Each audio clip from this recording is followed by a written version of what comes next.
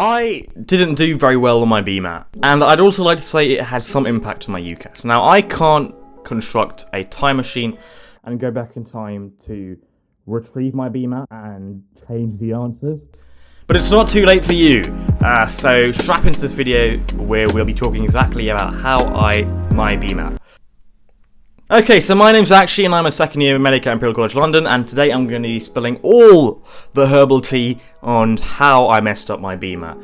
The video will be timestamped down below, and you can check that out if you want to see any part of the video, as opposed to watching the whole video. There's nothing, I'll be honest, there's nothing in this. So the timestamps are going to be number 1, what my mistakes were, and number 2, how you can avoid those mistakes. So strap in as I revisit one of the most traumatic days of my life. Okay, my mistake. My school, okay, I may have over-exaggerated a little bit. My school wasn't too bad, okay? I didn't do too badly, but it wasn't, a good score. So considering, I'll put it into context. I got 2980 on my UCAT with a band 1. So obviously that's an incredible score, and I was very lucky to achieve that. So I went into Bmat expecting something along the similar lines. So something, in the 95th percentile, something really high, a 7, an 8 even. I came out with a 5.9 and 5.1, which is really good. In hindsight, looking on it, that's a good mark, especially for our year group. The Bmat scores went down a lot. I don't know why that was. The papers seemed to be just a lot harder for us, but the scores were a lot lower for us. But it was still not really a good mark, and it certainly wasn't enough for Oxbridge, because they value the Bmat a lot more, and a lot of universities who value the Bmat more that I didn't apply to, I'm sure would have had the same outcome with me. So what did I do wrong? So my revision was very passive. I did a lot of practice questions, but I never sort of reflected on them. I just did the papers, got my mark, and then did another paper. That's pretty much useless, because all you're doing is you're getting mistakes and you're not actually correcting them, which is what you should be doing. Now, early on when you're revising for the Bmat, what you should be doing is going through papers, doing questions, and then getting questions wrong, and then going and revising them, doing questions on that particular topic. Now, what I did was I just went through and did past papers the entire time. I did no specific targeted practice, and I also did online practice. And online practice in my situation was terrible, because my paper was physical on paper. So the first time I did a paper and pen test was on the day of the exam, which is the worst idea. I don't know what I was doing. But for you guys, that might actually be a good idea, because I believe your exam may be online. In 2020 it was, I don't know about 2021, but if it is online, practice it online. If it's on paper, practice it on paper. Please just do that. Don't be me and be an absolute moron and practice it online when you have a paper exam. It doesn't make any sense.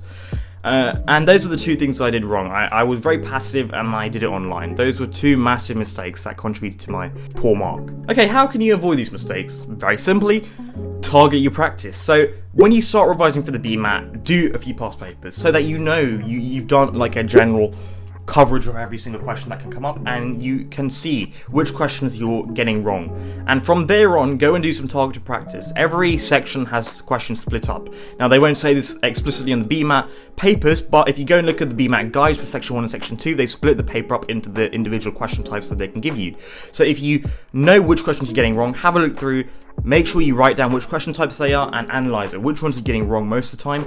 Go and practice those. There'll be loads of practice questions by types of questions, either online or in books. Make sure that you're constantly doing papers, but you're also making sure, like I said, revising what you got wrong, reviewing it, especially for section 2. Revise what you get wrong every single time, guys, because if you don't do that, you're just getting questions wrong, and it's just really sad, and you're not actually achieving anything. And also, start early, guys. I mean, man, look, I started in late October, which is, I don't know why. The paper was in late October as well. I started in late October. I don't know what my plan was realistically here.